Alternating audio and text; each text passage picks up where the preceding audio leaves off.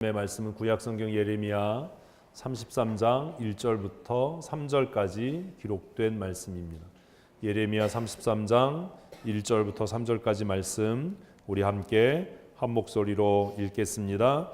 예레미야가 아직 시위대 뜰에 갇혀 있을 때에 여호와의 말씀이 그에게 두 번째로 임하니라. 이르시되 이를 행하시는 여호와, 그것을 만들어 성취하시는 여호와, 그의 이름을 여호와라 하는 이가 이와 같이 이르시도다. 너는 내게 부르짖으라. 내가 내게 응답하겠고 내가 알지 못하는 크고 은밀한 일을 내게 보이리라. 아멘. 아멘. 오늘 이 시대를 다양한 방법으로 정의할 수 있을 겁니다. 목회자의 입장에서 이 시대의 교회, 이 시대의 성도를 정의하라고 한다면 기도하지 않는 교회와 기도하지 않는 성도, 기도하지 않는 세대라고도 정의할 수 있을 것 같다라는 생각을 합니다. 멀지 않게 제가 청년이었을 때만 해도, 제가 주일학교 교사를 할 때만 해도 교회는 정말 뜨겁게 열심히 기도했습니다. 여름 성경학교 또 겨울 성경학교 계절학교를 하면 누가 말하지 않아도 일주일 동안 교사들이 성경학교를 위해서 정말 하나님 앞에 금식하고 기도하는 일들은 그냥 자연스러운 일이었습니다. 금요 기도에 금요 철야라고 이야기하고 또 밤새워 기도하기도 했는데, 금요 철야를 해도 그 예배당이 가득 차서 기도회가 끝난 이후에도 돌아가지 않고 자신의 기도 제목들을 위해서 기도하는 것이 별로 특별할 것도 없는 그런 시대가 저의 청년 때 시대였습니다. 제가 청소년기를 지내던 때에 제가 출석하던 교회가 좀 특별해서 그랬는지는 몰라도 한 달에 한 번은 우리 청소년들이 자체적으로 금요일 날 철야하는 일들이 있었습니다. 그때는 주일 오후 5일 근무도 아니고 토요일에 다 근무하고 또 학교 가고 하던 시대인데, 우리 청소년들끼리 모여서, 고등부 학생들끼리 모여서 함께 하나님 앞에 찬양하고 기도하는 그런 일들을 한 달에 한 번씩 자체적으로 했습니다. 그렇게 모여서 기도할 때 정말 많은 학생들이 모여서, 제가 고등부 다닐 때 한 2천여 명 정도 됐는데 그 예배실을 가득 채워서 정말 밤새도록 하나님 앞에 기도하고 또 아침에 학교에 가는 그런 일들이 그렇게 낯설지 않았던, 그리고 그 아이들 가운데 상당히 많은 아이들이 선교사가 되고 또 목사가 되고 또 사회에 큰 일들을 감당하고 있는 것들을 지금도 알고 있습니다. 그런데 언제부턴가 교회는 모이지 않고 기도하지 않기 시작했습니다. 여러 가지 사회적인 변화의 요인도 있지요. 바빠지기도 하고 삶이 윤택해져 가면서 기도할 이유가 없어진 것일 수도 있고, 때로는 어쩌면 우리의 마음속에 하나님이 없어도 내 능력으로, 내 돈으로, 내 지식으로 살 수 있다라고 하는 그 교만함이 우리를 점점 기도의 자리로부터 멀게 하고 있는 것은 아닌가 하는 생각을 하게 됩니다. 지금은 기도회에도 사람들이 없지요. 수요 기도회에도 많이 모이지 않습니다. 금요 기도회 하지 않는 교회도 점점 늘어갑니다. 우리 노회, 우리 시차례 안에도 금요 기도회 없는 교회들이 많고, 또 이제는 새벽 기도도 잘 모이지 않습니다. 새벽 기도에 나오는 거 보면 권사님들이나 나오고 교회 직분자들이나 나와서 잠깐 앉아서 그냥 사도신경으로 신앙 고백하고 찬송하고, 그리고 각자 개인 기도하면 5분 정도 하다가 돌아가 버리는 것이 그냥 보편적인 그런 일상이 된 시대가 오늘의 시대가 아닌가. 그래서 이 시대의 교회를 정의하면 기도하지 않는 교회와 기도하지 않는 성도, 인간의 수고와 노력으로 교회의 성장과 부흥을 이루려고 하는 시대가 아닌가라는 생각을, 그런 고민을 하게 됩니다. 우리 교회를 이렇게 제가 고민해 보았습니다. 처음 제가 우리 교회 와서 한동안 정말 열심히 기도했어요. 열심히 기도하고 백인의 기도 콘서트도 하고 기도를 하다가 언제부턴가, 어느 순간부턴가 기도가 뜸해지기 시작하고, 그리고 기도하는 것도 잘 모이지 않고 하는 일들이 진행이 됐습니다. 그래서 올해를 시작하면서 작년 몇 년 사이에 제 마음속에 위기감이 있었어요. 이렇게 가면 안 되는데, 기도해야 되는데, 근데 선뜻 사실 담임 목사 입장에서 우리 한 주간 기도합시다 이 얘기가 선뜻 그렇게 쉬운 이야기가 아니더라라는 거예요. 그래서 제가 저를 생각하면서 반성을 참 많이 하고 회개했는데 제 마음속에 성도들 피곤한데 저녁에 모여서 기도하면 퇴근하고 식사도 못하고 나오는 사람들도 있을 텐데 아침에 출근하기가 얼마나 힘들까.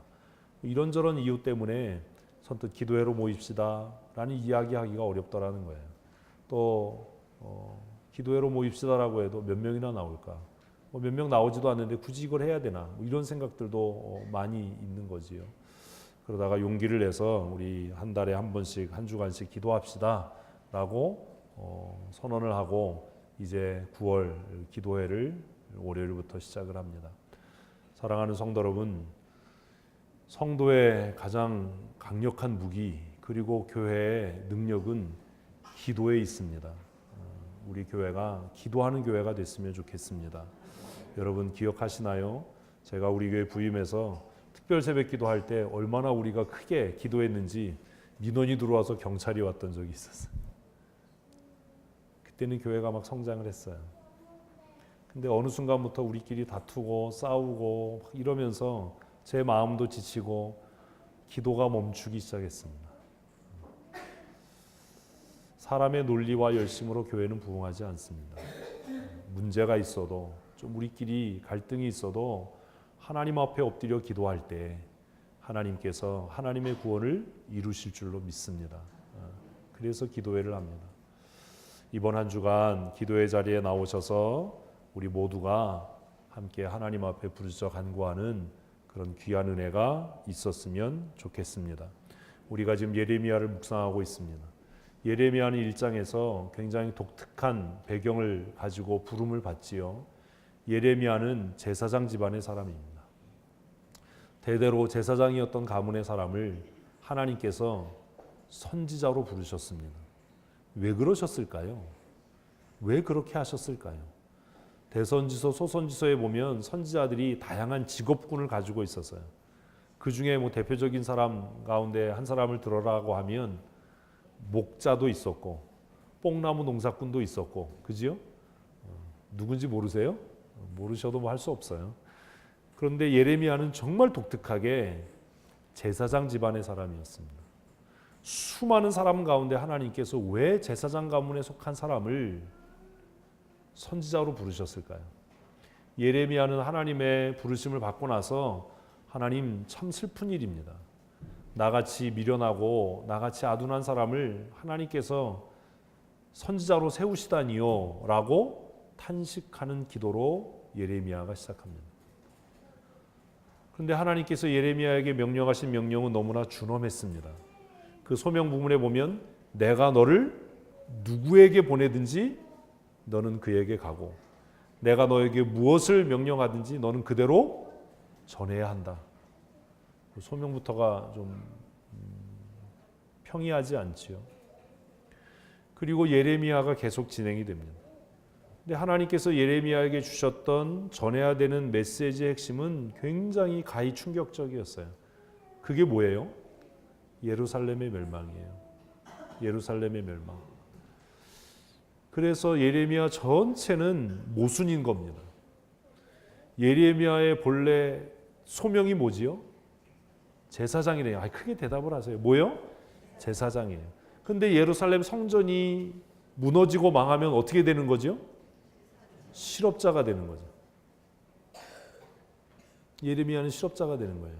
그런데 그것을 자신의 입으로 선포하도록 부르심을 받은 거예요. 다른 사람이 성전의 패망을 선포했다면 어떻게 받아들일 수 있었겠어요? 자기가 제사장이 아니니까 저런 소리 하지. 우리가 때로 말씀을 들으면서 자기가 목사니까 저렇게 얘기하지. 우리 그럴 때 솔직하게 있잖아요. 없는 것처럼 그러지 마시고 제사장이 아니었던 사람이 어느 날 갑자기 나타나서 성전이 파괴될 거야. 예루살렘이 함락될 거야. 너희가 다 포로로 잡혀가는 게 하나님의 뜻이야 라고 얘기했다면 예레미야가 그 말씀을 전했던 메시지보다 훨씬 그 위력이 감쇄했을 거예요. 모든 백성이 다 알아요. 예레미야의 본래 소명이 뭐라는 것을? 제사장이라는 것을. 그런데 그 제사장이 뭘 선포하는 거예요? 성전의 파괴, 예루살렘의 몰락, 하나님의 선민인 이스라엘이 포로로 잡혀갈 것, 그것을 선포하는 거예요. 그러니 예레미야의 마음은 얼마나 아팠겠어요. 자기가 선포하는 명령대로 그 일이 진행되면 자신뿐만 아니라 자신의 아버지, 자신의 할아버지, 대대로 해왔던 그 가문의 일, 그리고 자신의 자식들이 앞으로도 해나가야 할 그 일이 어떻게 되는 거예요? 없어져 버리는 거잖아요. 그 존재가 허무해지는 거잖아요. 우리가 흔히 예레미야를 눈물의 선지자라고 부르는데 그것은 예레미야가 많이 울었기 때문만이 아닙니다. 예레미야의 메시지는 자신의 존재 자체를 부정하는 것이었습니다. 선지자가 그냥 선지자가 아니라 제사장인 선지자가 성전의 파괴와 몰락을 선포한다는 것은 나는 더 이상 존재할 의미가 없는 사람입니다라를 선언하는 것이고, 그것을 확대하면 이스라엘이라고 하는 민족 자체가 더 이상 이 역사상에 존재할 필요가 없다라는 것을 선포하는 일이었기 때문입니다. 우리가 그냥 교회에서 신앙생활하면서 예레미야를 눈물의 선지자 이렇게 얘기하니까 예레미야가 많이 울고 안타까움으로 복음을 전해서 예레미야를 눈물의 선지자라고 얘기하나 보다 이렇게 생각하지만, 사실은 그가 전했던 메시지 자체가 모순인 거예요. 예레미야가 전했던 메시지는 자기 자신의 존재를 부정하는 거예요. 성전이 파괴될 거야. 그러면 뭐가 필요 없어요? 제사장이 필요 없죠. 더 이상 제사가 진행되지 못할 테니까 그 가문의 몰락, 그리고 그 존재의 허무함을 선포하는 거예요. 그래서 이스라엘을 향한 예레미야의 선포는 허무함의 선포예요. 그래서 우리 이제까지 큐티를 하신 분들은 보았겠지만 큐티책에 허무한 것을 추구하다가 어떻게 됐다? 허무하게 됐다. 이스라엘 백성들이에요. 돈과 명예를 추구하다가 그들이 허무하게 됐다. 그러니 그 말씀을 선포하면서 예레미야의 마음이 얼마나 아팠겠어요. 성전이 파괴될 거야 라는 선포는 자신의 아버지의 존재, 자신의 할아버지의 존재, 자기 자신의 존재를 부정하는 행위가 되는데, 그것을 선포해야만 하는 예레미야의 마음이 어떻겠냐라는 거예요. 그 말씀을 선포하다가 드디어 예레미야가 낙심하고 지칩니다. 하나님 정말로 이렇게 하셔야 합니까? 정말로 예루살렘이 망해야 합니까? 성전이 파괴되는 게 정말로 하나님의 뜻입니까? 그때 하나님께서 예레미야를 위해서 하신 일이 있습니다. 33장 1절 말씀을 다시 읽겠습니다. 예레미야가 아직 시위대 뜰에 갇혀 있을 때에. 여러분이 예레미야라고 생각해 보세요. 하나님께서 여러분이 제사장인데 선지자로 부름받은 상황에서 하나님께서 여러분에게 야, 예루살렘이 망할 거야. 성전이 파괴될 거야. 너 실업자 될 거야. 너희 가문이 대대로 했던 일이 무의미하고 무가치한 일이 될 거야. 이렇게 말씀하셨다고 생각해 보세요. 그러면 여러분 어떤 마음이 들겠어요? 어떤 마음으로 그 메시지를 전하겠어요? 제가 여러 번 말씀드린 것처럼 성경을 읽으실 때 좀 고민하면서 입체적으로 읽으셔야 돼요. 어떤 마음이 드시겠어요? 여러분 신앙생활하면서 때때로 목사의 마음으로 교회를 보실 수 있어야 돼요. 그게 안 되니까 교회가 항상 혼란스럽고 어려운 거예요. 제가 만일 예레미야였다면 그럴 것 같아요. 어떨 것 같냐 하면, 내가 혹시 열심히 최선을 다해서 죽을 힘을 다해서 이 명령을 선포하면, 그래서 하나님께서 이 백성을 치시기 전에 만일 이 백성이 회개하고 돌아오면 하나님은 자비로우시고 은혜로우셔서 예루살렘을 망하게 하겠다라고 하는 이 약속을, 이 언약을, 이 명령을 혹시 돌이키시지 않겠나? 그런 마음 안 드시겠어요? 남의 일이에요, 그냥. 그래서 예레미야는 불붙는 것 같은 마음으로 듣지 않는 이스라엘 백성들에게 그 말씀을 선포했던 겁니다. 정말 목숨 걸어서 이 명령을 선포하면, 하나님의 이 경고를 선포하면 이스라엘 백성이 혹시라도 회개하고 돌아올지 모르고, 그들이 혹시라도 회개하고 돌아오면 하나님께서 작정하신 그 진노를 거두실 수 있지 않겠나. 그래서 기를 쓰고 말씀을 전했겠죠. 근데 하나님은요, 그렇게 애쓰고 기쓰는 예레미야에게 수고한다, 잘하고 있어, 더 열심을 내라, 내가 너에게 능력 주마, 이러지 않고 예레미야를 어떻게 해버렸다고요? 저를 보시면 안 되고 여길 보셔야 돼요. 어떻게 했어요? 옥에 가둬버렸어요.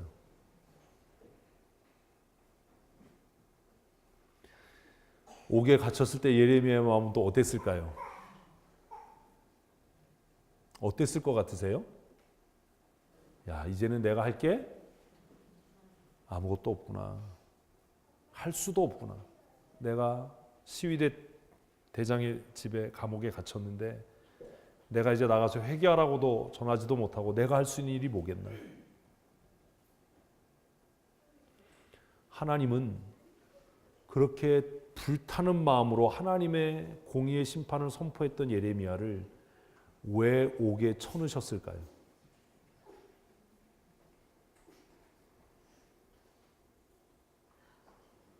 왜 그러셨을까요?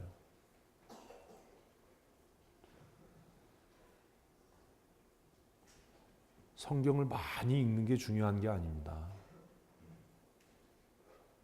하나님께서 그렇게 하실 때는 하나님의 뭐가 있다고요? 뜻이 있겠죠. 계획이 있겠죠. 예레미야가 지금 막 기를 써서 내가 열심히 복음을 전하면 이스라엘 백성이 혹시라도 회개하고 돌아서면 이 나라가 망하지도 않을지 몰라 라고 열심히 복음을 전하면, 우리 생각 같으면, 여러분이 하나님이라면 그래, 수고한다, 내가 너에게 능력 줄게, 힘 줄게, 이래야 되는 거 아닙니까? 근데 하나님은 예레미야를 붙잡아다가 시위대 뜰에 가둬버렸어요. 그리고 33장 1절은 뭐라고 얘기하냐면 아직이라는 말을 써서 그 상황을 강조합니다. 아직. 예레미야가 아직 시위대 뜰에 갇혔을 때. 이 무슨 말이에요? 이걸 우리식으로 바꾸면, 우리의 상황으로 바꾸면 내가 아무것도 할 수 없을 때. 하나님의 역사는 언제 시작되는지 아십니까? 내가 아무것도 할 수 없을 때예요. 왜 하나님이 우리를 통해 역사하지 않으시는지 아십니까? 아직도 내가 뭔가를 할 수 있다라고 생각하기 때문이에요. 우리의 능력으로, 우리의 힘으로 우리가 뭔가 회의를 하고 우리가 뭔가를 만들어내서 우리가 열심을 내서 우리가 교회를 부흥시키고 우리가 뭘 해서 하겠다라고 할 때 끝나는 거예요. 뭐가요? 하나님의 역사가요. 하나님의 역사가요. 우리가 하나님을 향하여 하나님, 나는 어린아이 같은 존재입니다. 내가 할 수 있는 것은 아무것도 없습니다. 라고 할 때 뭐가 시작된다고요? 하나님의 역사가 시작되는 겁니다. 사랑하는 성도 여러분, 여러분의 힘으로 이루려고 하는 어리석은 자가 되지 마시고 하나님의 역사하심을 경험하는 믿음의 사람이 되십시오. 하나님께서 예레미야에게 그걸 가르치고 싶었던 거예요. 그래서 그를 가둬버린 거예요. 그러니까 이제 강제적으로 아무것도 할 게 없어졌어요. 그래서 성경은 아직이라는 말로 그가 지금 전적인 무능한 상태에 갇혀져 있다는 것을 강조하고 있는 겁니다. 예레미야가 시위대 뜰에 갇혀서 아직도 그곳에 있어서 그가 지금까지 목숨을 걸고 했던 회개해라, 돌아서라 라고 하는 말씀도 전할 수 없을 때, 우리식으로 하면 내 전적인 무능을 하나님 앞에 고할 때. 왜 하나님의 음성이 안 들리는지 아십니까? 왜 교회에서 그나마 열심히 있다라고 하는 사람들이 사고를 치는지 아십니까? 우리는 생각할 때 저 사람이 교회를 열심히 하니까 저 사람이 좋은 사역자예요, 훌륭한 사역자라고 얘기하는데 왜 그 열심이 문제가 되는지 아십니까? 왜 제가 때때로 열심히 있는 사람을 멈추라고 얘기하는지 아십니까? 여러분들은 그렇게 생각 안 하시잖아요. 저 사람이 그렇게 열심히 하는데 저 사람이 집사 돼야 되고 권사 돼야 되고.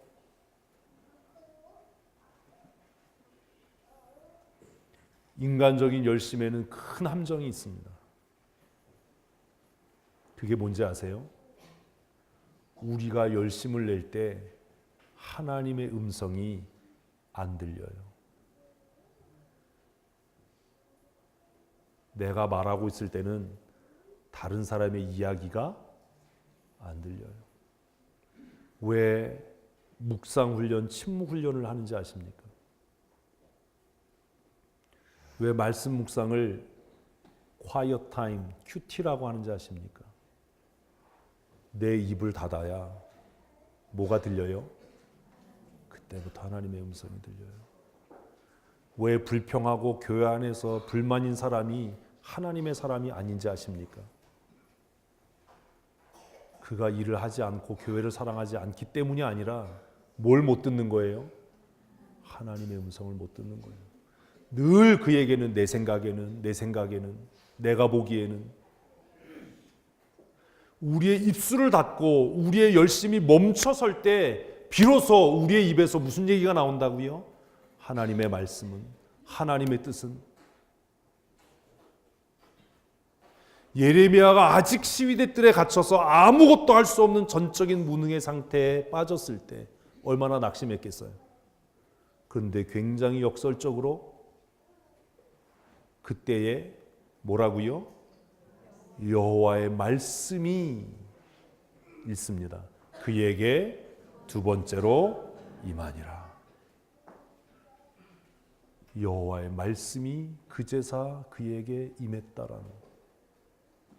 그가 아직도 시위대 뜰에 갇혀서 아무것도 할 수 없을 때, 낙심 가운데 있을 때 하나님의 말씀이 그에게 임합니다. 이때 되면 우리 같으면 무슨 말씀이 이미 있을 것 같아요? 할 수 있어. 내가 너에게 능력 줄게. 뭐 이럴 것 같잖아요. 이거 지웠어야 되는데. 2절 읽습니다. 시작. 이를 행하시는 여호와, 그것을 만들어 성취하는 여호와, 그의 이름을 여호와라는 이가 이와 같이 이르시도다. 힘주겠다, 능력 이런 얘기 없어요. 2절 정리하면 뭐예요? 2절 정리하면 뭐예요? 이걸 여러분 우리말로 한번 써보세요. 2절 정리하면 뭐예요? 너 아무것도 하지 마예요.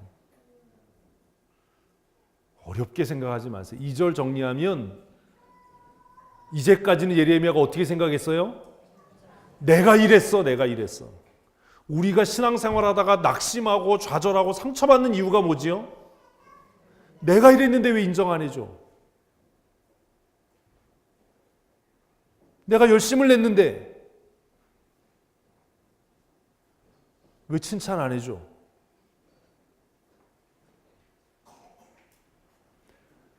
목사가 목회를 하면서 좌절하고 낙심하는 때가 언제인지 아세요? 내가 열심히 하는데 왜 교회가 부흥 안 하지? 이런 생각이 들 때예요.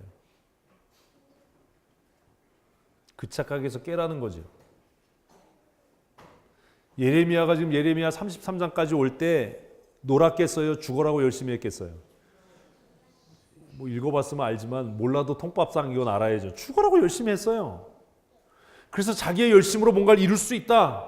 내 열심으로 뭔가를 할 수 있다 라고 생각했어요. 교회의 열심 분자들이 이런 사람들이잖아요. 그런데 하나님은 그런 예레미야를 옥에 가둬놓고 뭐라고 말씀하신다고요? 정신 차려. 네가 하는 거 아니야. 네가 한다고 생각하지 마.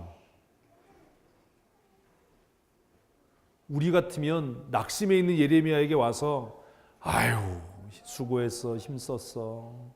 내가 너에게 능력 줄게. 더 열심을 내. 최선을 다해. 이래야 될 것 같잖아요.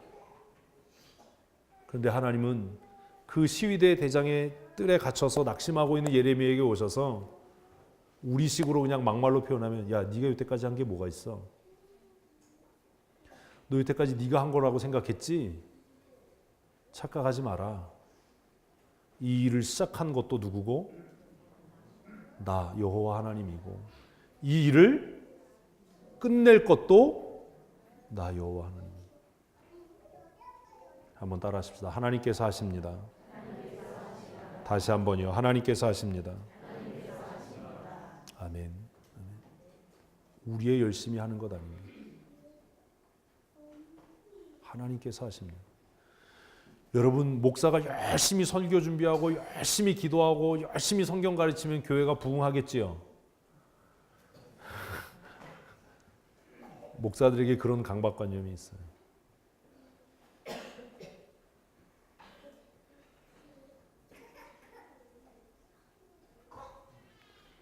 물론 책임을 맡은 사람으로 최선을 다하고 열심을 다해야 하지만 우리가 가져야 할 근본적인 마음의 태도는 함께 하십시다. 하나님께서 하셨습니다. 누가요? 하나님께서요. 지금 너무 열심히 하시다가 지치신 분들 조금 농땡이 피세요. 이렇게 얘기하면 또 기도에 안 나오고 이러지 말고, 이 기도하지 말라는 얘기가 아니라 열심히 내가 붙잡고 있는 것을 어떻게 하라고요? 좀 놓으라는 거예요. 누가 하시도록? 하나님께서 하시도록. 여러분의 자녀를 막 움켜쥐고 있습니까? 여러분이 여러분의 자녀에 대해서 손을 놔야 누가 일하신다고요? 하나님께서 하셔요.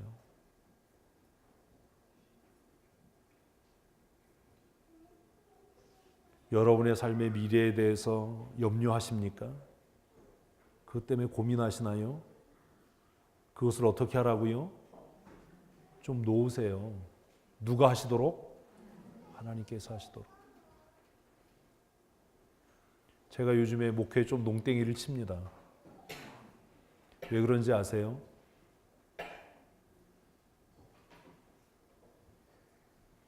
제가 가만히 생각해 봤어요.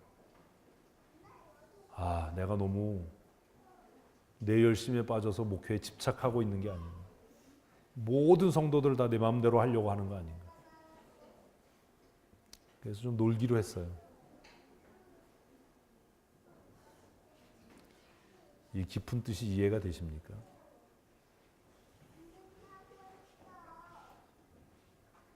낙심해 있는 예레미야에게 하나님께서 오셔서 그에게 하신 말씀은 내가 하는 거야. 네가 하는 거 아니야.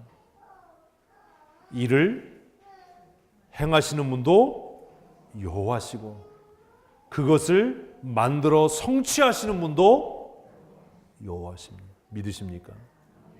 우리 교회를 세우신 분도 하나님이시고 마침내 우리 교회를 통해서 주의 일을 감당케 하시는 분도 진짜 그분도 여호와 하나님이시지 목사의 열심이 그 일을 이루는 게 아니에요.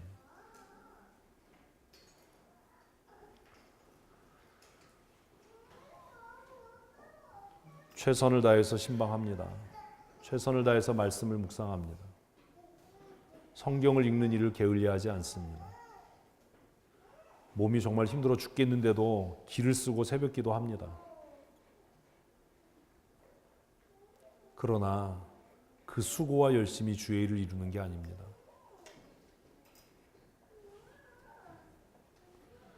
그리고 셋째 줄은 더 황당무계하잖아요. 그 이름을 여호와라니. 이게 무슨 얘기예요? 이거 뭔 얘기예요? 이 세 번째 줄이. 우리는 그렇게 얘기하잖아요. 하나님 나를 통해 영광 받으세요. 근데 셋째 줄은 뭐예요? 너 아니어도 내 영광은 내가 알아서 책임져. 내가 열심히 하면, 내가 헌신하면, 내가 최선을 다하면 하나님께서 영광, 그거 아니고 그 이름을 여호와라 하는 자. 왜 여기에 만군의 하나님 뭐 이런 거 아니고 여호와라는 이름을 계속 쓰고 있는지 이제 아시겠지요? 여호와 이름의 뜻이 뭐예요? 네. 그냥 극단적으로 얘기하면 우리가 아무것도 안 해도 하나님의 나라는 실패하지 않는다. 그럼 왜 열심히 합니까? 내가 쓰여지는 게 나에게 복인 거예요. 아멘을 하셔야 돼요. 한번 더 하십시다. 내가 아니어도 하나님의 나라는 실패하지 않습니다. 목사가 농땡이 친다고 교회 망하지 않습니다. 목사가 열심히 한다고 교회 부흥하지 않습니다. 여러분, 미자립 교회 작은 교회 목사님들이 무능하고 설교 못하고 농땡이 쳐서 교회가 부흥하지 않을까요? 큰 교회 목사는 뭐 신학적으로 훌륭하고 설교 잘해서 그런가요? 그게 인본주의고 그게 교만이에요.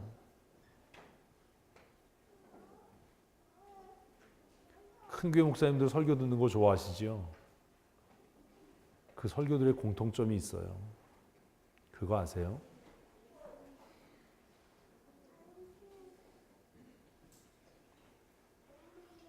하나님은 스스로 그분의 구원을 이루어 가시는 분입니다. 여러분, 내가 그 구원에 뭐 할 수 있다는 것? 쓰여지고 동참하고 참여할 수 있다는 게 내 복이에요. 내 복. 그래서 제가 여러분들에게 헌신할 분 자원하십시오. 왜 그렇게 하는지 아십니까?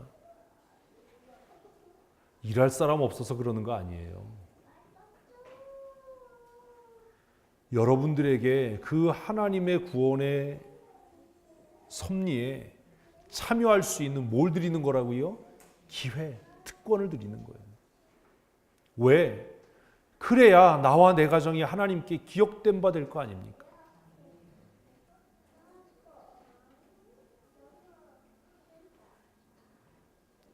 그 이름을 여호와라느니 너의 열심이 아니어도 너의 수고가 아니어도 내가 하나님임을 스스로 나타낼 거야. 하나님이 그 얘기하는 거예요. 예레미야가 얼마나 황당해요. 이제까지 자기는 하나님의 영광을 위해서 일한다고 생각했는데, 내가 교회를 사랑하고 내가 하나님의 영광을 위해서 내가 일한다라고 생각했는데, 하나님은 뭐라고 그러냐면, 야, 이 일을 시작한 것도 나고 이 일을 끝낼 것도 나고 이 일을 통해서 영광을 받을 것도 나야.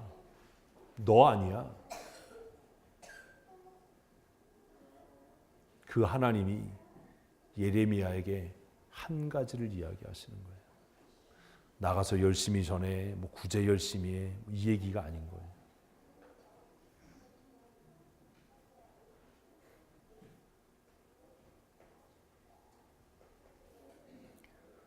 예레미야 33장을 읽다가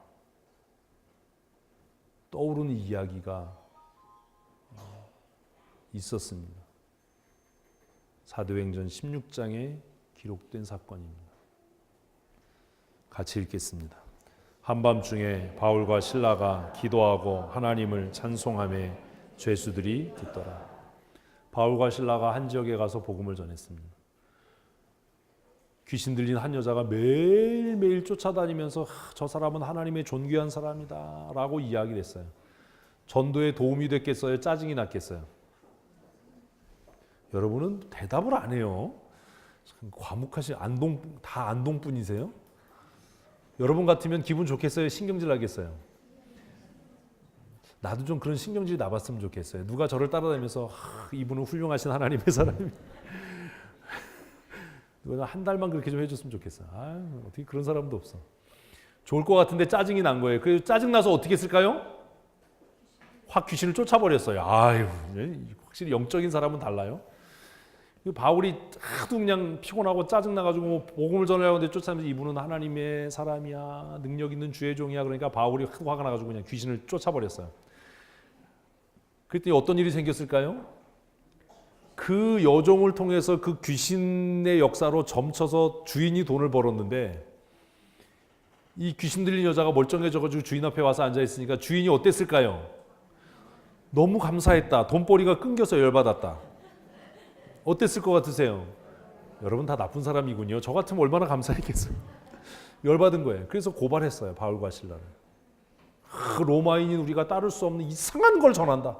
미풍양속을 해친다. 그래서 바울과 실라가 그 밤에 잡혀가지고 죽지 않을 만큼 맞았어요. 그리고 옥에 갇혔어요. 여러분 같으면 어떻게 하겠어요? 제가 볼 때 바울과 실라가 예레미야보다 조금 나아요. 예레미야는 지금 시위대 뜰에 갇혀서 지금 어떻게 하고 있는 거예요?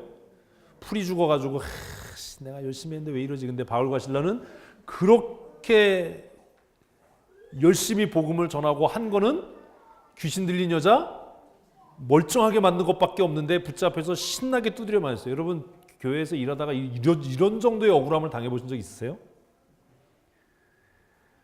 아마 요즘에 교회에서 일하다 이런 억울함을 당하면 창씨개명을 할 거예요. 근데 바울과 실라는 놀랍게 그 밤에 옥에 갇힌 상황은 똑같은데 예레미야는 기죽어서 코 쑥 빠져 있는데 바울과 실라는 그 밤에 뭐 했다고요? 부흥회를 했어요. 옥에서 부흥사경회를 했어요, 둘이. 근데 그 부흥회가 얼마나 요란 시끌벅적지근했는지 죄수들이 다 들었어요. 그 죄수들이 뭐라고 생각했을까요? 두드려 맞더니 미쳤구나 쟤네들이. 뭘 좋은 일이라고. 근데 26절 읽습니다. 이에 뭐가 이에예요? 바울과 실라가 찬송하고 기도했더니 그랬더니 시작. 갑자기 큰 지진이 나서 옥터가 움직이고 문이 곧다 열리며 모든 사람의 메인 것이 다 말이 안 되잖아요. 뭐가 말이 안 돼요? 지진이 날 수도 있지 뭘. 지진이 난 게 왜 말이 안 돼? 지진이 날 수 있죠. 옥터가 움직이고 문이 열린 것까지는 말이 되죠. 지진이 났는데 왜 메인 것이 벗어져요? 이것은 뭘 얘기하는 거죠? 우연히 생긴 일이 아니다. 우연히 생긴 일이 아니다. 지진이 나서 옥터가 흔들리고 그냥 기둥이 흔들려서 문이 열리는 것까지는 있을 수 있지만 지진 난다고 묶어놨던 수갑이 어떻게